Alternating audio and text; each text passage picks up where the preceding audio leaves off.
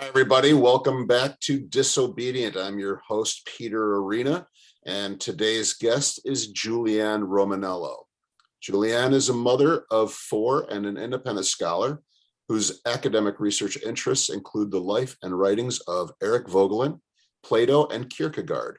A PhD, she has taught at several colleges and universities near her hometown of Tulsa, Oklahoma, most recently at the University of Tulsa, which was restructured in 2019. Since then, Julianne's research has focused on the corporate takeover of higher education and the development of the quote-unquote P20 pipeline in order to advance the globalist agenda of the fourth industrial revolution.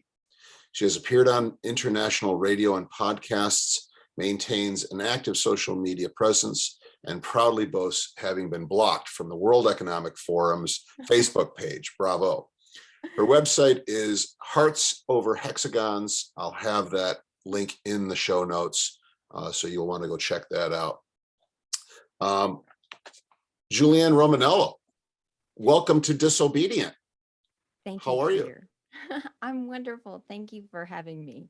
So happy to have you. Been excited to do this interview for a while, and I'm going to start off our conversation today with what is now my traditional question to ask any of my guests, and that is, who is Julianne Romanello? Well, that is, in a way, that's like the philosophical question. And, I used to be a teacher. I feel like that was a long time ago. I try to incorporate that into what I do on social media. But that really was the question that preoccupied me. And I would say that if I'm going to say who I am, uh, in one sentence, it would be I'm a person who wants to understand that question, that very question. Who is Julianne? Who am I? Socrates was concerned with the project of finding out, what human beings are in relation to the whole, and looking at this question of self-knowledge and how we can, find out truths about reality by taking ourselves and our project of living well seriously. So that is maybe a little bit abstract, but I would say that, primarily I am a person who wonders about things, and I really want to know the truth. And that, of course, led me to a career in academia. I I loved going to school when I was 18, and finding out a lot of finding out about thinkers that I had not previously encountered, and exploring ideas. And I thought it was such a rich and beautiful project that I wanted to contribute to that, like as a lifelong career and profession. So really, that's who I am. I'm a person who wants to know the answer to the big questions. And I also sort of know that you can't have a definitive answer. It's really a process of looking.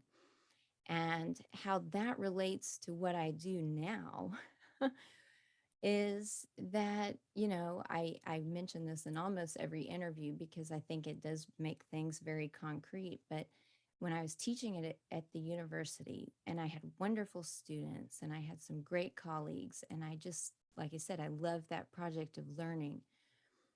I was uh, I was able to witness the dramatic takeover of this institution. And as I dug into it, trying to understand why on earth you would ruin a good university, I discovered that this was an ideological program that was absolutely designed to cut off our ability, the ability of young people who are just beginning to find their way in this existential human quest. It was a project to cut them off from asking that question with uh, the best sources from our tradition, from the arts, from the hard sciences, and the theoretical sciences. So I thought, well, I have to, when I see this injustice, and again, I'll sort of reference Socrates here and Plato. If you go to Plato's Republic, Socrates he wanted to leave this discussion about justice. that some young men were having, and he was dragged back into it.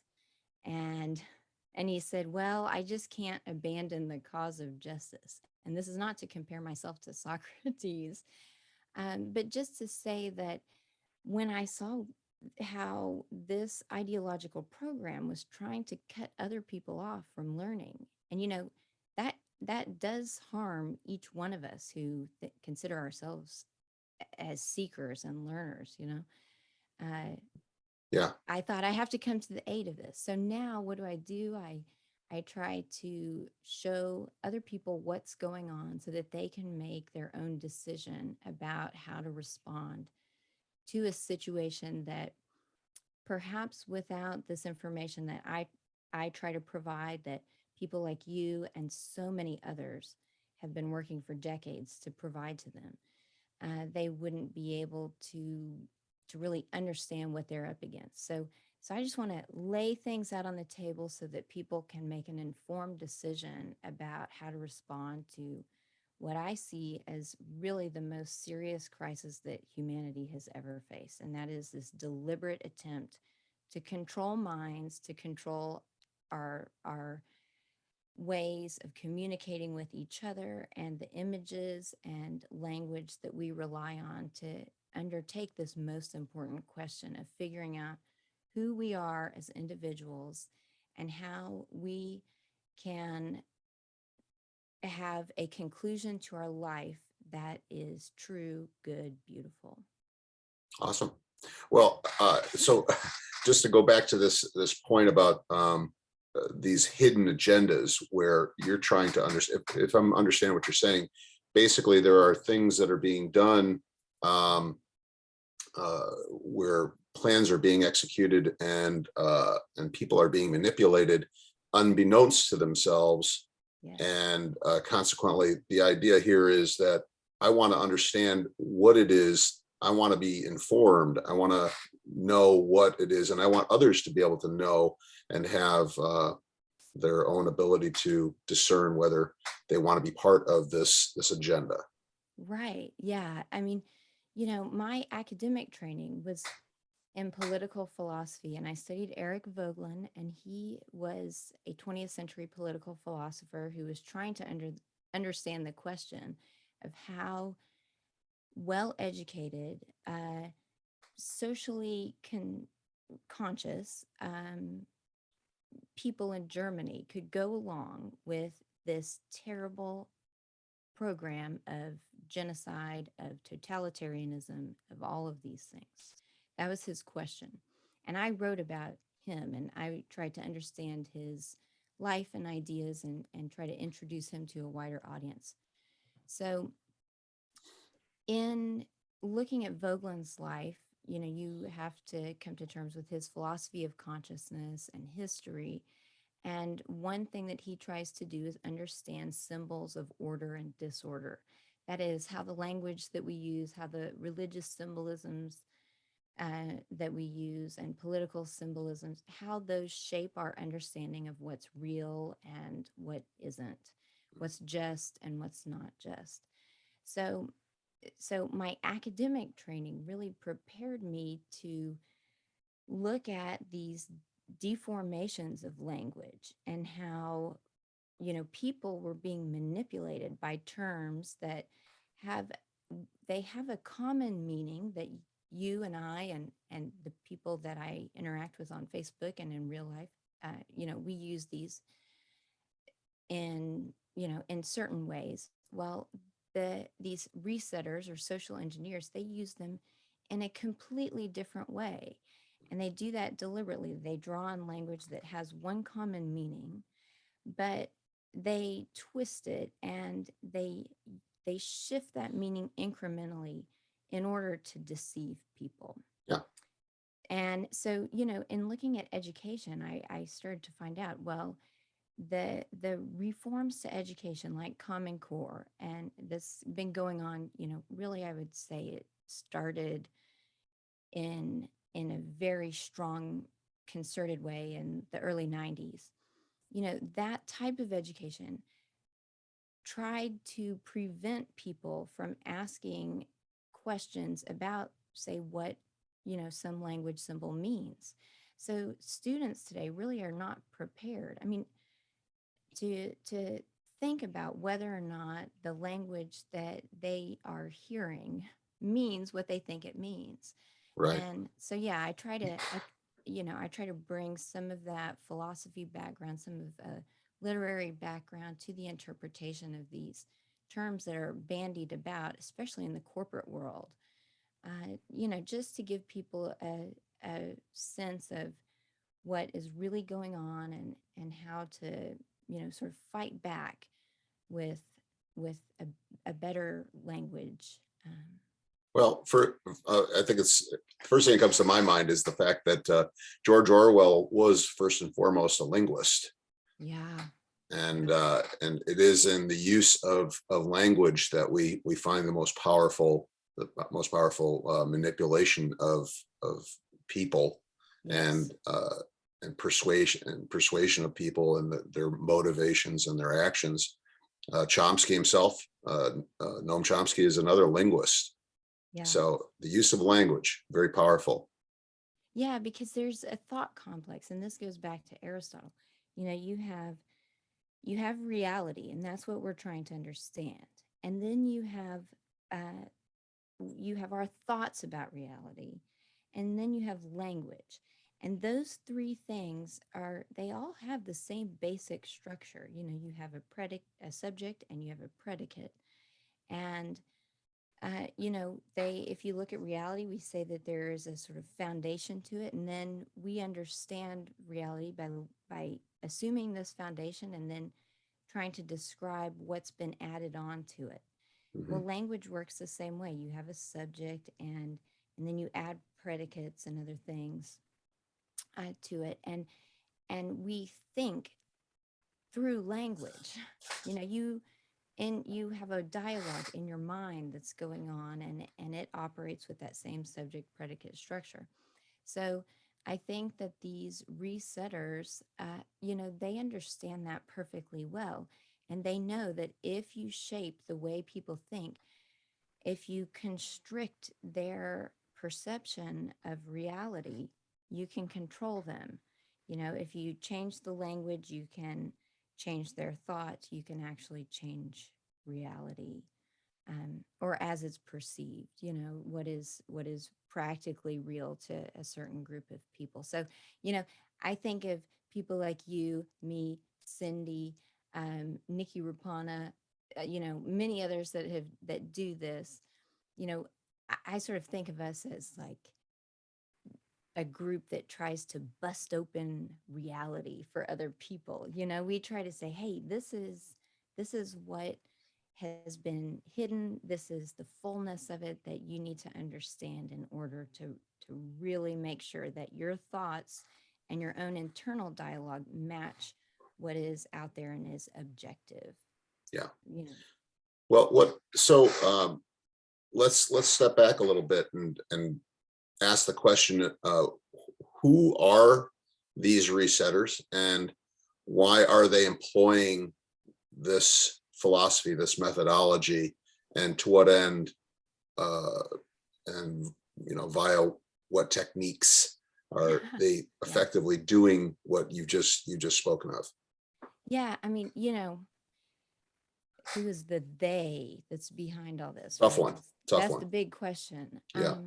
I mean, I think that there are a lot of big groups that we could name. I mean, Mhm. people go down the rabbit hole and they say, oh, well, it's the Jesuits, it's the Zionists, it's the Illuminati, it's the this, that, it's the military industrial complex. Right. And you can point to a lot of different groups that, in those very broad strokes, it's not very meaningful, to someone who's just hearing this, and it doesn't really help us to formulate concerted action to combat what's going on, right? So let me Yeah. try to say how I have pinpointed some of the, maybe not the people at the very top, but some of the people at maybe the middle rungs, or The the managerial middle to class. upper rungs of this. And yeah, there are groups that you can pinpoint. Okay, we definitely have the government involved. We definitely have corporations involved, like BlackRock, State Street, Vanguard. Those are all over the mainstream media, even right now. So we know that those people are involved. We know that they have friends and allies in government that are assisting them to promote these terrible policies, whether it's in education or energy policy or privacy, healthcare, whatever. You also have the nonprofit industrial complex. And, these are people that you can identify in your local communities. You can say, okay, well, we've got the United Way that is working to issue printed materials, online materials, different toolkits and playbooks for other groups to use that promotes this kind of language throughout the community. There are backbone organizations. This is part of a collective impact model of community change. And you can look at the nonprofit industrial complex and find these backbone organizations that try to coordinate the efforts of many different nonprofit service providers. So they're involved. Um, okay, so we've got government, we have large corporations, we have nonprofit industrial complex. Who do those people answer to, and why are they doing this? I mean, you know, I really think that these are people who are they're thirsty for power, and I think especially looking at the long tradition of myth and history and the arts and philosophy, we can say that human beings have been engaged in this perennial struggle to overthrow the divine authority. They want to be God. So I think at the very top of this, who are the people running the show? Well, they're people who are unhappy with the terms of their existence, and they want to overthrow God and redo his work. And I'm a Christian, I'm a Catholic, and I and I think that you can better understand our situation by looking at this perennial struggle to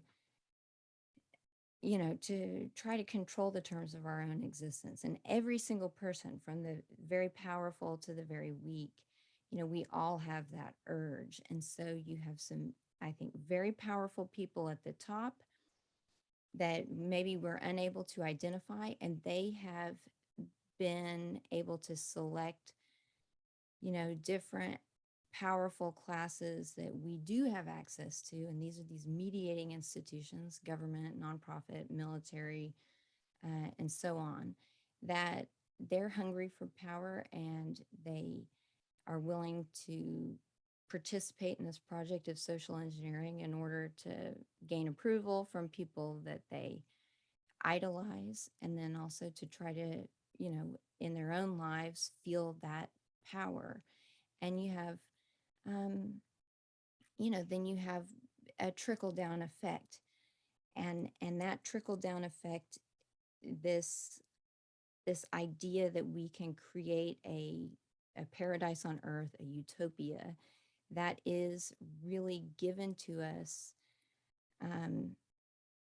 in its specific format that we're seeing right now through the language that is passed down through these major groups, corporations, nonprofits, government.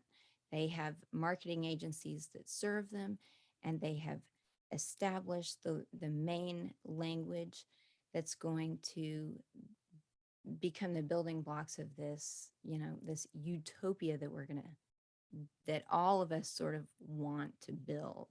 But I think those people who are approaching that question that you began this interview with, who is Julianne or who is Peter, the people who are serious about that question, they're going to understand something about our own desire, the desire in every single human individual to try to play God, and they're going to be able to restrain that or compensate for that potential that we each have and say, how can I check myself? Well, I'm going to go look at all of these other sources, and I'm going to talk to other people. I'm going to explore different views. And that widens your vocabulary, it widens your thought, and it widens your perception of reality. So that really, I think, is the counter. But yeah, I mean, you have these technical marketing agencies that say, oh, sustainability, resilience, innovation, equity, inclusion, diversity. It's the same, Lots of you know, buzzwords. same 20 words over and over again. So people who haven't yet undertaken that task for themselves of asking, who am I? What am I doing here? Why does it matter? What books should I read to try to answer that question? Those people who are at the very beginning of their quest, they still can identify these buzzwords Yeah. because it's so easy. So that's one thing I try to do to say, hey, look, all you don't even have to understand this major program yet. But if you see these words, you know that something fishy is going on. So Yeah. Well, investigate it. yeah, you and I were discussing this before we started formally recording the show, about the idea that there is this overarching umbrella of information that's being disseminated down to these Yeah. local jurisdictions, whether it's city, county, school boards, school districts, Hmm. and peppered amongst all of the things that is being given to them are this terminology. And so Yeah. it's potentially within our grasp as mere mortals to find Yes. this stuff and say, okay, there's that little red flag.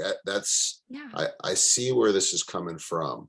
And so what on a practical level is happening? Why don't you tell us maybe perhaps about what's going on in your hometown of Tulsa, that you see is actually happening as boots on the ground, as it were, that um, seems to be the implementation of these plans, the execution of these plans.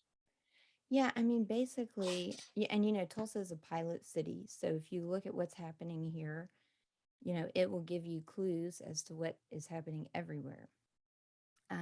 We test programs are tested here that are going to be executed and implemented in other areas. So, you know, what's really going on is the privatization of government. And it is, that is happening. I mean, really what that is just the sort of flip side of the collectivization of private property. You look at if you look at communism and you think, well, here the state is going to control all resources, this is very low level here. um, the state is going to control all resources, and individuals are really going to have to defer to the state in terms of how they're going to use what we in Western nations assume to be our own. Okay. That's communism. If you look at what's going on here in the Western world and in the US and in Tulsa, we're seeing that same collectivization is occurring. But instead of transferring control of all resources to the state, we have the transfer of all resources to the nonprofit community that's working closely with the corporations, that's working closely with the state. And by the state here, I mean these corrupt criminals who are using our our representative institutions for their own gain and for the benefit of these very wealthy hedge fund billionaires that fund the nonprofit industrial complex. So we're seeing this privatization of everything that was public. And so you can look at schools and you can say, What's been going on with the schools for a long time? Well, they have not received the funding that they need. So their outcomes are not satisfactory. They are struggling in many different ways. And the only way that they seem to be hanging on to whatever, small accomplishments they still are capable of, that's all at, at because of these generous donations and grants from the nonprofit industrial complex, right? Mhm. So austerity leads to funding gaps, and you have the nonprofits come in and offer to fill in the gaps to provide these better outcomes. Well, that all comes with strings attached. People don't really recognize that. What they recognize is that, oh, there are these very wealthy people and they're selfless people who are trying to help out a situation in which the state has failed. Mhm. And so that kind of psychological and narrative manipulation is really fueling this privatization of all of the commons in whatever sector you look at. Medicare, Medicaid, these are being privatized, they're being transformed into value-based operations. If you look at what's happening just on a local level with government, we're seeing that it's all being automated. Part of that narrative, or the narrative behind that, is that, oh, well, we don't have enough workers to fill these positions. People don't want to work after COVID. They're afraid of getting sick, or whatever excuse we're going to hear. Uh, that narrative is being used to justify the automation of government and the transition to smart cities. So, so that is another thing that's happening. Let's see, I've kind of mentioned education, healthcare, government generally.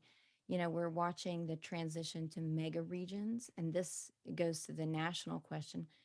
I think the resetters, the social engineers, want to do away with states, individual states, because state constitutions do provide some protections for citizens that are obstacles for the resetters, you know? Um, so they want to do away with states, and they're doing it through interstate compacts over transportation in particular. Most of the smart city agenda is rolling out through infrastructure and transportation reforms. And again, when you look at how the infrastructure bill that just passed is being used to redo our crumbling roads and things like that, it's all through the mechanism of the P3, the public-private partnership. Well, the public part of that partnership is really powerless because they don't have money. Because why? Well, we've had this controlled demolition of the economy, and it's been going on for a long time, for decades. It's not just since COVID, but really it accelerated with this, corona apocalypse, what I like to call it. So, because of the revenue losses that have resulted from this controlled demolition, you know, the different state governments, even the federal government, certainly local governments, they cannot pay to do the things that need to be done for a healthy and flourishing republic. And so you enter into a partnership with a very wealthy corporate developer or a nonprofit service provider, and they contribute all of the money, all of the power, all of the planning, and the very limited role left to the public in that P3 is just to get the people on board, thinking that this program is a legitimate program that is, accountable to a voting electorate, but it's not. So, infrastructure, it's all being privatized. In Oklahoma, we are seeing toll roads that are expanding, and they're cashless. And we have partnerships with Arkansas, Kansas, Texas, to do these, cashless tolls, and they're using license plate readers and surveillance. And we see crime fighting, law enforcement. There are all of these different compacts that are destroying state governments, creating regional compacts that are going to be governed by task forces. Again, that's another example of this privatization. So whatever sector you look at, everything is being controlled by a select group of experts who really are funded by these large corporate interests. And when I say corporate interests, I mean to include, like, you know, uh, private equity firms, large corporations, the the nonprofit complex, et cetera, et cetera. But Yeah. really, what's happening is a privatization, and it's theft. I mean, let's be honest. These are criminals who are breaking laws, who are deceiving the American people, who are profiteering. There, all of these different little nonprofits that have just proliferated in the past 15, 20 years. I don't think you can really trace where the money is going. I mean, I've tried to do it. It's very difficult. Yeah, I It's bet. all, it all comes with these wonderful tax incentives for these investors who are developing opportunity zones and so on. So they're not paying any taxes. They're able to move money around without public scrutiny. They're able to create positions to hire people who are going to be loyal to the agenda Right. and who are not accountable to the public. So it's really a serious disaster that's going on, but it all sounds so good.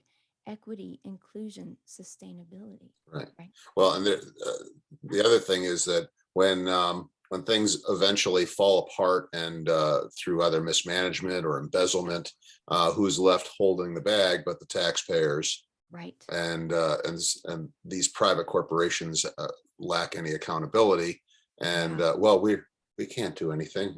At the very most, there might be a declaration of bankruptcy, which means nothing Yeah. on their They're just part. going to restructure and then sorry, they're going to screw the American people again. Yeah.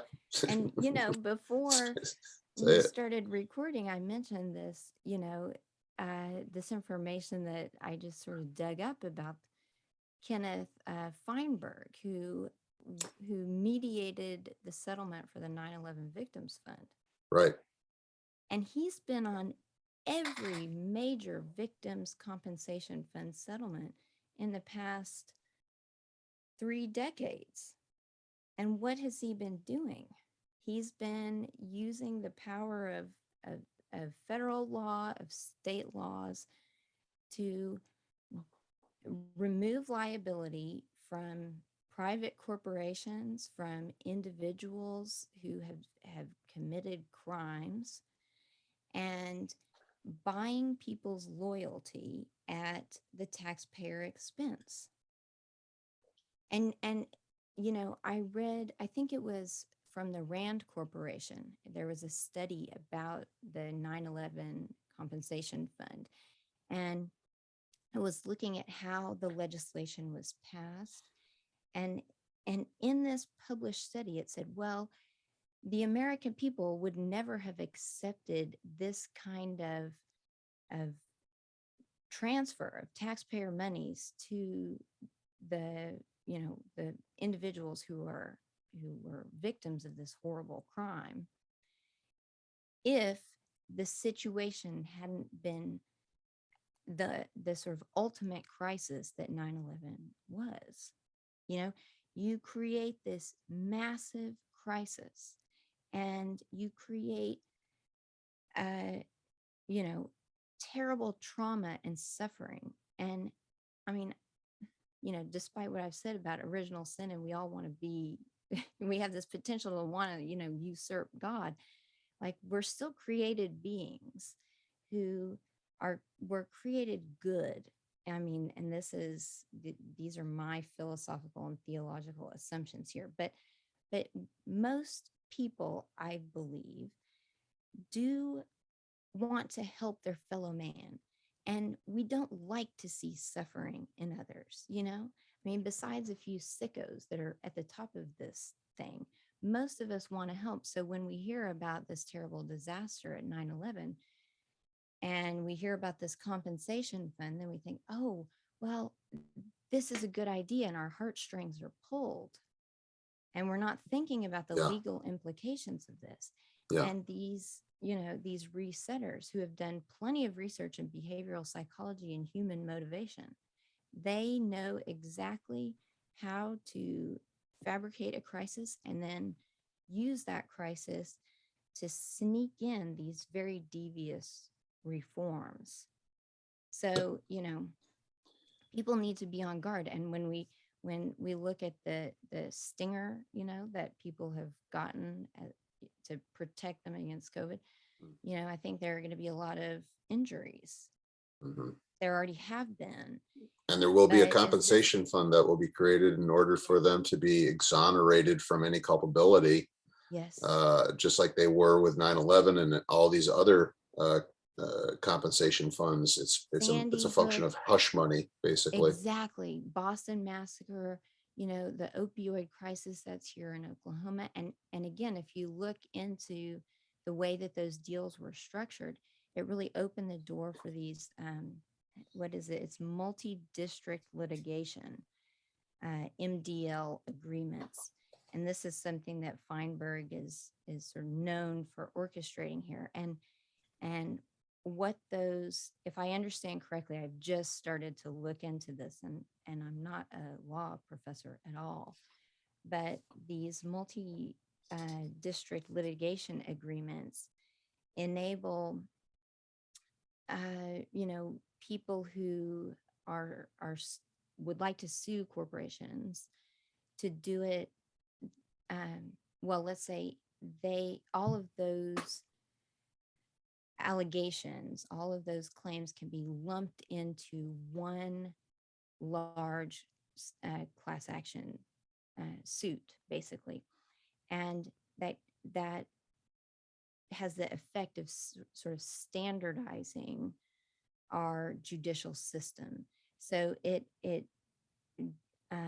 diminishes the power of, say, like the Oklahoma state courts and the Missouri state courts, and it chips away at the state sovereignty, which has always been a pillar of protection for the American people and their rights. We want to have a federal government, and we want to have state governments and local governments that are not always in sync with each other, because if they're competing for power amongst themselves, then that is an advantage that the people have, in pressing their case in whichever form is going to protect their liberties better. So I should probably look into that so that I can come up with a better, clearer explanation. But that's one way that we're seeing these major reforms happen under the table. And while people are feeling compassion for their fellow man, and they're not looking at these very sinister manipulations of a system that I think would do pretty well in protecting individual rights, if it hadn't been manipulated by these criminals. Well, some of my prior guests have been focused on this very subject of states' rights versus the powers of the federal government, the 10th Amendment, the idea that we have these certain constitutional protections that are being stripped away through a lot of these backdoor activities, and more specifically this funding that comes from the federal government on down with the strings attached, which effectively boils down to becoming some sort of voluntary abdication of your individual or state's rights for the conditions to be a recipient of the funding that they're so gracefully bestowing upon you. How beneficent. Yeah. So yeah, so there's a pretty deep web. I think that there's a lot of people that are beginning to wake up, myself included, to looking, hey, let's, like I mentioned in a couple episodes back when I was speaking with Nancy Orticelli, who's a gal here in New York State. She's a member of the New York State, the Constitutional Coalition of New York State, and also involved with the People's Coalition of New York State, people that are trying to revive an interest and bring their local officials to heel and say, these are the rules, this is the rule book, and you guys are not following it just because you want to take the money from these other people, because you have been starved of funding by them in order for you to become, the hungry little birds in the nest that are waiting for whatever worm the mama bird drops on them. Yeah. So I've heard similar efforts in places like, I forget if it was Oregon or Washington State, where you've had these people's assemblies yeah, that have, looked at some regulation. I think the one I'm thinking of was a watershed regulation. And you hmm, had the people of the state come up and say, look, here is the law, and you're not following it, yeah, and you get these, especially if you can get these sort of minor public officials at the minor local public officials mhm, to look at this, you know, uh, disconnect between their actions and then the letter of the law. I think that those people can be persuaded, those public officials, or at least they can be scared off, so I that think they that's the don't. bigger, I think that's the bigger emotion there. They have to Yeah, be they have to be more afraid of the people and afraid of, the fines and charges that might be pressed against them.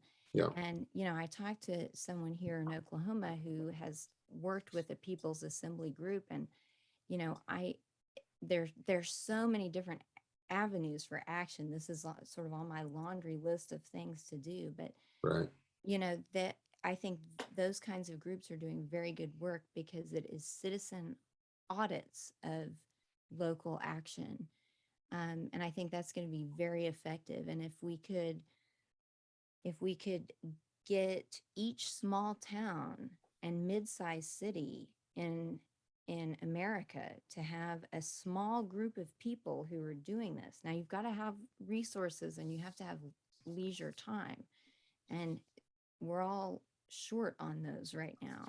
yeah, But if you had a small group doing that in each hamlet, and then those groups were in touch with each other across the state, then I think that you could really form a popular movement in support of, you know, at a very basic level, the Bill of Rights and the Constitution as it was written, not as it's been interpreted through, many Supreme Court decisions, which have favored the resetters, you know, but you just sort of go back to this document and especially the Bill of Rights, and you say, hey, everybody in America knows these rights. Now that's fudging a little bit because a lot of people don't, but that's our right. job, They don't right? know. Is They to don't know. Yeah, introduce them to those rights and say, look, this is very clear. The First Amendment is clear. You have the right to assemble, you have the right to free exercise, and you have the right to free speech. And right now, all of those, I mean, and for decades, these have been chipped away at and chipped away at, and the American people have looked the other way because why? Well, human beings are more inclined to suffer while evils are sufferable. But I think with the gas prices rising, I'm hearing more and more people get upset about the gas prices. With food shortages on the way, I think we're headed for this, rock bottom moment where people are going to be grasping for some sort of stability in a very chaotic world. And, uh, you know, in the level of the public sphere, what can we point to? We can say we have this Bill of Rights. And then we also have our state constitutions. Yeah. And we have, uh, if we look at both of these together and say, we're going to check what officials are doing. We're not going to, we're not going to allow them to infringe upon these well established rights that are in the Constitution. And, I think you can gain some momentum to, really get a vigilant citizenry again. At Right. least that's what I hope. Well, Or scare people off, because really, and this is what I'm sorry now, I get all fired up, but it go takes me fire a up. while to get into it. Go on. But, if you look at what these resetters have done, they manipulate our perceptions of legitimacy. And we can do that too, you know? So, we can say, hey, these rights in this very simple form are foundational. And the more people are talking about it, and the more that conversation is, is established in polite speech. It happens at the water cooler. It happens after uh, attending a worship service. It happens on, you know, at a private family gathering. The more people are talking about this and saying, hey, what does free speech mean? Why should we tolerate this kind of,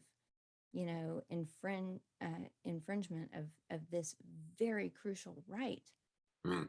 you know and we have to have good answers for, the tricks that these resetters have pulled. They want to say, oh, well, we have to curb this because it's dangerous, it can lead to violence, it's not nice, it's not equitable, bias, whatever.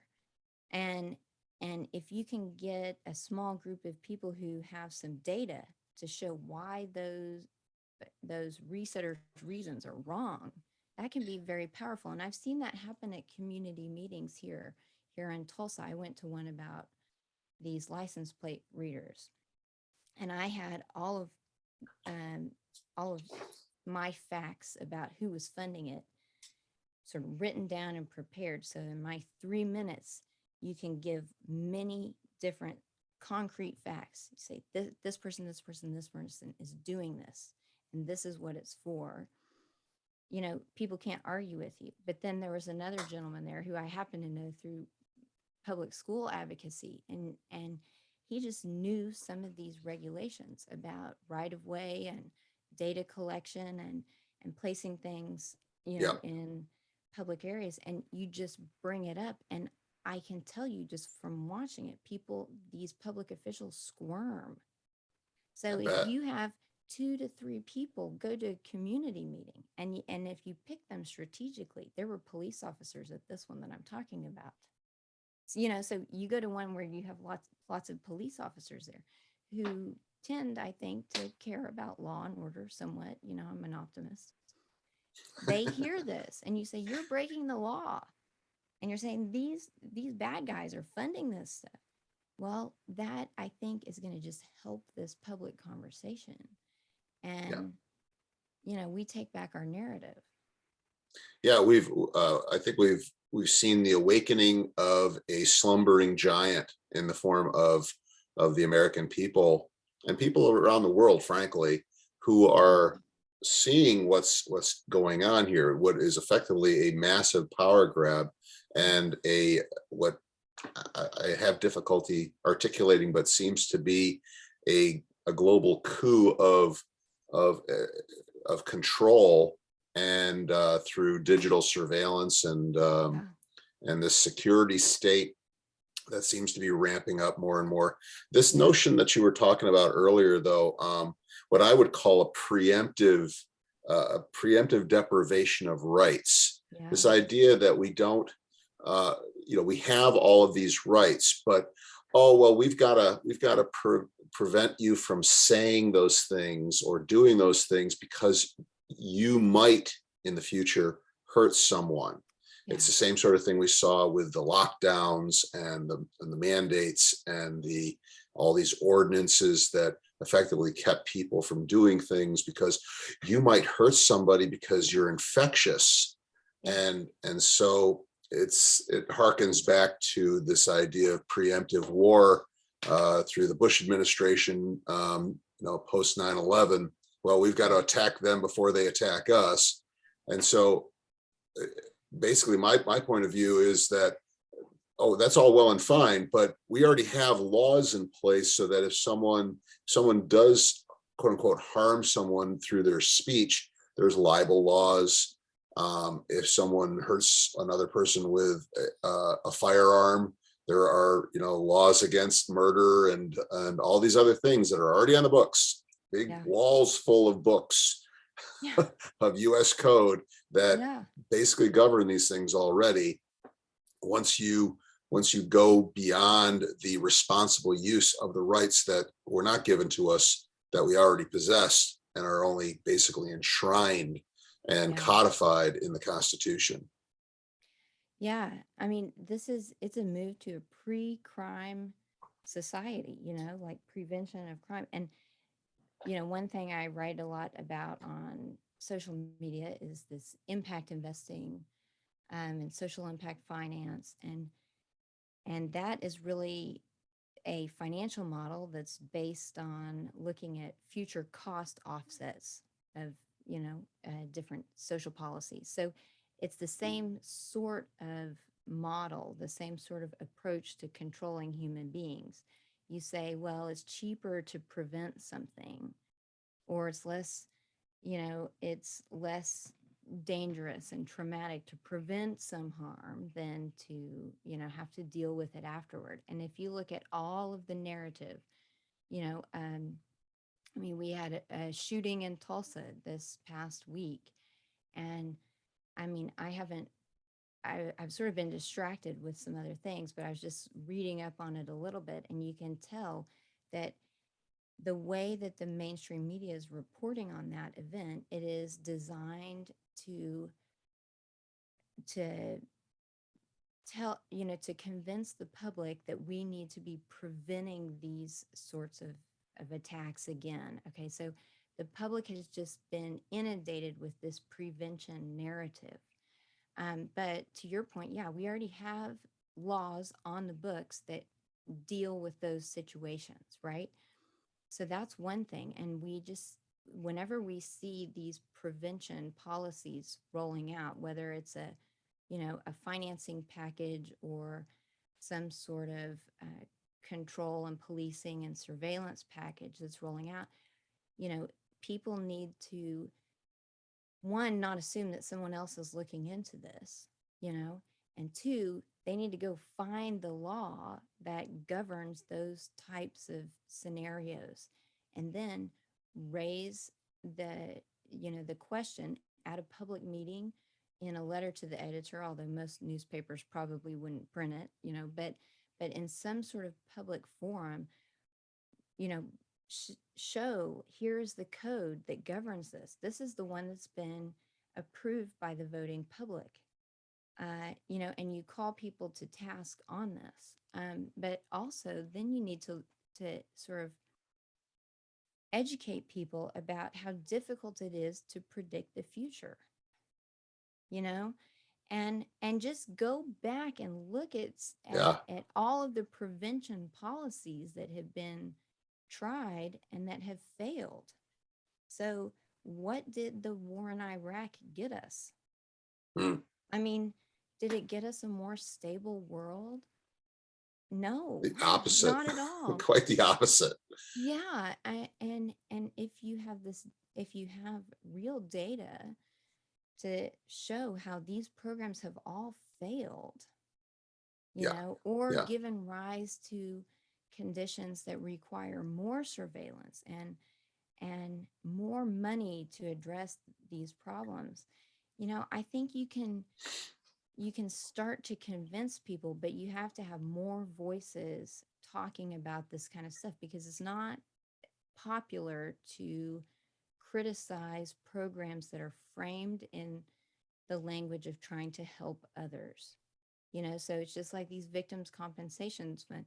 No one wants to criticize that, Hmm. because you feel compassion for the victims, and so you don't want to be the bad guy. But the more of us are saying, hey, there are worse evils that are going on right now, uh, and the the possibility of a future evil is a goal that we need to set aside in order to deal with the present ones that we can actually see, actually measure, and that we really already have a remedy for.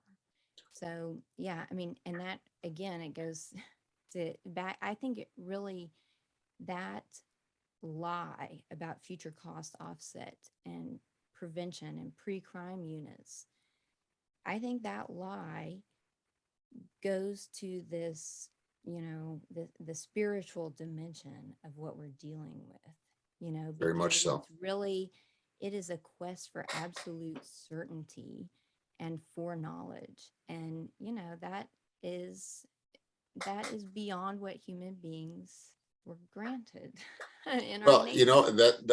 that's an excellent point that you make, because it seems to dovetail with this idea that this whole notion and quest on the part of resetters, as we're terming them, to digitize and commodify and quantify everything is a way of knowing the future, because Yeah. we've got we understand every possible variable, because Yes. we've got every little We digit have every accounted data for. point. You can run every simulation. The digital twin is, that technology is designed to point out like the path that's going to give you the outcome that you want. Okay. Yeah. Now, set aside the question of why we want the outcome, whether we want the outcome, um, is this outcome really good for us? I mean, those questions are all cut off, you know? So the Mhm. outcomes that these policies pursue, they're all sort of loosely linked to the UN Sustainable Development Goals, which are a facade for the international banking cartels goals, and the transhumanist goals and all of these devilish things. They're sort of given this nice, happy veneer in the UN SDGs. But, you know, even setting that aside, no one is asking whether or not the outcomes that we want to pursue are good. They're just saying, here's what we're going to pursue, and we're going to use this massive data grab and surveillance and simulation of, through digital twin technology to find out the fastest path to get there. And they want to control all outcomes. So, with value-based healthcare, and this is something that, people who are nearing the age of Medicare eligibility need to really think about. You know, there was some talk with the Affordable Health Care Act and Obama's administration about, these, what did they call them, like death tribunals or something like that, right? Well, that's the Death model. panel, the death Yes, panels. death panels. That's what we're moving to in these value-based payments. And they're looking at probabilities using digital twin technology and all of the apps that harvest data about your individual behavior. And they're saying, okay, is it worthwhile to, well, how would we sort of fix this person? What's the fastest way to do this and achieve this outcome and this outcome? And and then they're looking at that individual case in light of the whole, the collective, and the future cost for society. And they're going to say, well, is it worthwhile to to make sure that this individual has, some desirable outcome? And so, you know, people need to think about the digital twins are not just for individuals, they're for society also. So you might have a clear path to some outcome, say like healing treatment for cancer or whatever. But the digital twin for the society as a whole, they're running simulations and they're saying if we fix this person, what's it going to do to the On the grand chessboard, as it were. the future health? Yeah, and so they're just going to totally subordinate the Well, individual to this that's level. basically, we're effectively talking about this creating this digital parallel universe Yeah. that is can become a simulation that can be tinkered with, which quite darkly is a eugenics Yeah. uh, modeling program. Yes.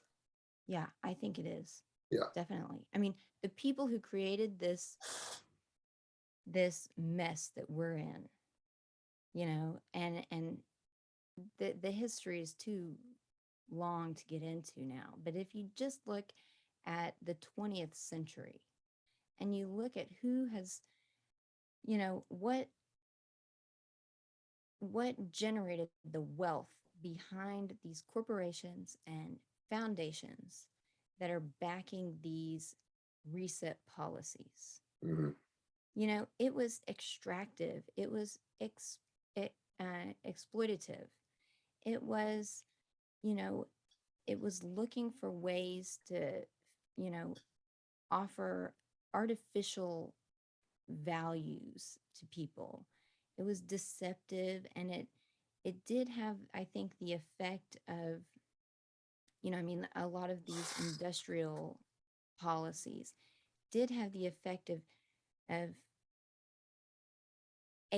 this is to use a Marxist term here, but like alienating us from our own work and our own lives, so that we believe we're getting something convenient and that's freeing us up to do other things, and we have this sort of idea that we're gaining in some sort of intangible good, but really all of these policies have made us more dependent, um, less less capable of directing our own lives by our own self-sufficiency. And they've had major consequences, for the health of different populations at different times. So I have a sort of theory that I can't really prove, but like I think different racial groups have been targeted at one time, and then once that is sort of coming in out into the open, then our resetters move to target a different group, and they use races, especially here in the US, because we have a difficult history of race relations. They use different races against each other, and it's all for this larger program of eugenics and creating, I think, a two-class society of masters and then totally incompetent slaves, people who simply have been divested of the ability to criticize the reality that they're in. They can't understand the reality that they're in. They have no tools to fight back, and they're basically going to be sort of beasts of burden in this digital universe. So yeah, you just look at, okay, who created the money that has created these programs? They were, they were not even hiding the fact that they believed in eugenicist policies and massive social engineering and the need to get rid of people. That seems like common sense to me, right? Why would we I had muted myself. I'm sorry. I agree. The there is a bigger agenda afoot that we are not able to really get our arms around in some respects. That I think it's hard for us to understand exactly what the motivations are of these players, Yeah. these people who are kind of pulling these strings. But even if we were able to, kind of thwart the intentions of the deployment of this sort of thing, is it possible to close Pandora's box? Is it possible to put the beast back in to the box? That's a question that I haven't I haven't thought that through well enough. I mean, I would It's hope, tough. It's tough. yeah, I really think that, and this is something that I don't often talk about just because of the forum that I usually do these things on, like social media. It's not really conducive to this kind of conversation, but really, I think any solution, or in and by solution, I have sort of low expectations. I have high hopes and low expectations. Uh, you know, I, I think I'm going to make that the title of the episode. No, I'm joking. I like that.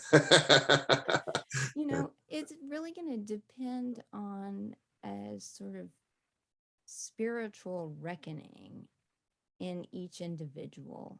Like we're all going to have to become more serious about your opening question. Who am I? Why am I here? What responsibilities do I have? And, to put it in my own faith context, how am I going to be able to stand before God and be able to give an account of my life that is, that is just and true. Okay, so although I don't make a lot of public mention of that, I think we're going to have this individual spiritual conversation and a reckoning.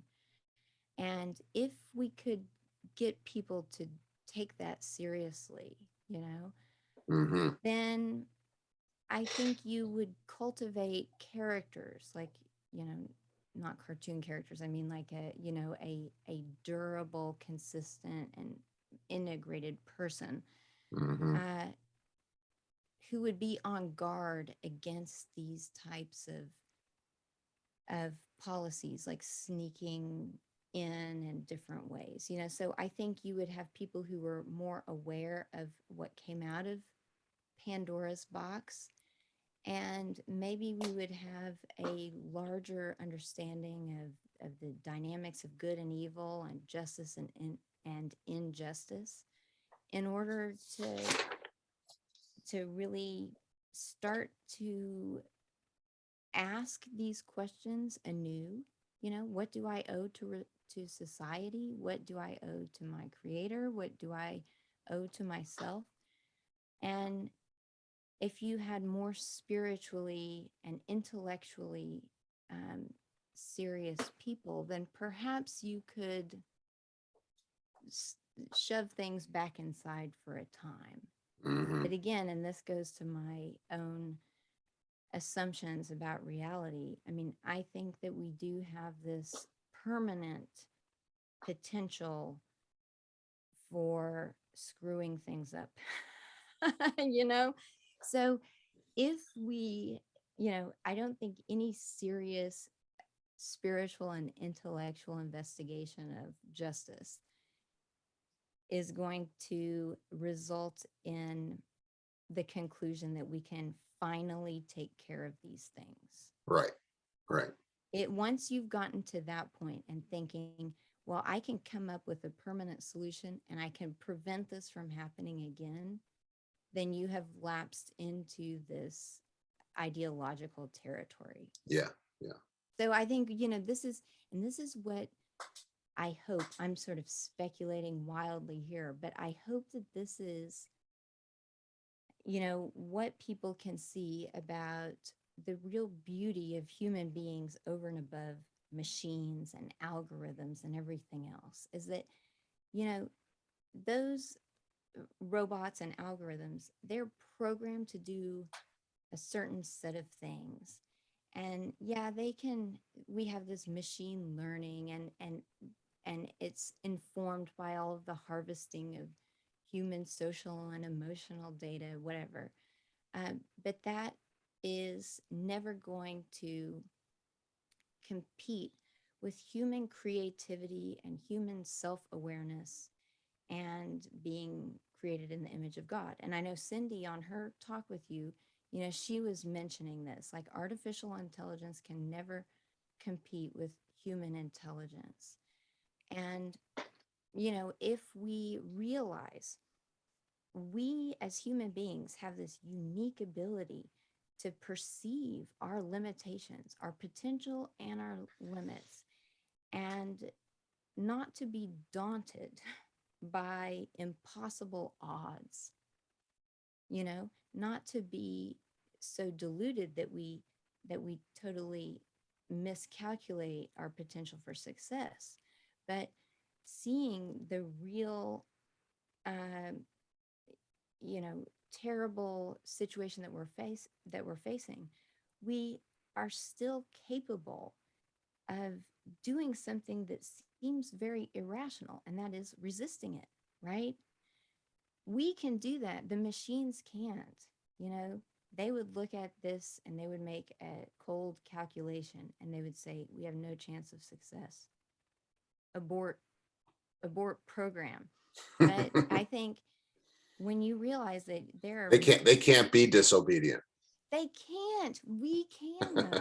And when you realize that, and I'm so glad that you mentioned that word, like, because we can disobey, and that implies that there is some like greater standard that we're aware of, and that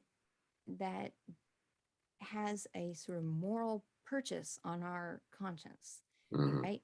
We can perceive that bigger thing that's not us, but we can also choose in freedom to go against it. And that really is, I think, the most beautiful thing about human beings. Um, and when we appropriate that, we can be very serious about looking at what's come out of Pandora's box and saying, we need to put it back in. It is going to be exceedingly difficult. And if we do get it somewhere close to being in, then we have the next difficulty of not becoming too smug and self-assured. But we can perceive that. And as long as individuals are doing that, then I do think that there is hope. What we must prevent, I think, is this cutting off of the kinds of conversations that would enable people to recognize how we differ from machines, you know, what justice is, what truth is. Because once you've cut those off by limiting people's vocabulary, by controlling their institutionalized education, then I think all bets are off. Then really we have, you know, humanity is going to be deformed to a very low level. And think that, I don't think it would be possible to sort of raise it back up once we have allowed that to happen. Well, I think your sentiment is exceptionally a hopeful one, actually, in what you're saying here, and I think it's a great way to close the episode. We've been chatting for about an hour and 15 minutes, and I know you've got things to do on a Saturday, and you got kids that are probably on the other side of that door, probably waiting for mom to They want to go to the pool, man. Oh yeah, right, exactly. What is the temperature there in Tulsa these days?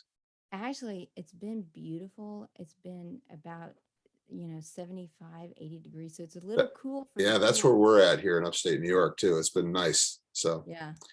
well, Julianne Romanello, I can't thank you enough for an amazingly informative and engaging conversation today. And I hope that my listeners can appreciate this as well.